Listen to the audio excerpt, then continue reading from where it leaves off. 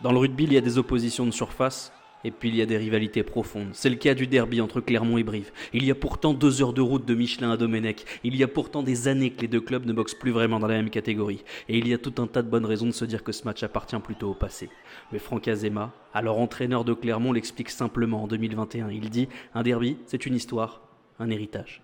Et c'est parfois dur à regarder. 1993, Brive l'emporte sur le terrain 36-10, mais Clermont se bat, au sens propre. Coup de poing, coup de pied, au final. 5 expulsions, des fractures et des suspensions. Jean-Marc Lermet, future légende de l'ASM, dira dans l'équipe des années après « Violent ?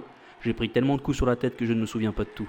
Octobre 2003, 20 ans après, Brive vient de remonter dans la Ligue. Et dès son retour, elle corrige l'ASM à Michelin, 21-7, un camouflet. Mais la vexation du public laisse rapidement place au respect. Le stade applaudit les brivistes. Et il faudra attendre 14 ans pour voir les Coujoux l'emporter à nouveau à Clermont. 18 avril 2009, même stade, autre ambiance, l'ASM de Cotteur défonce le voisin corrézien.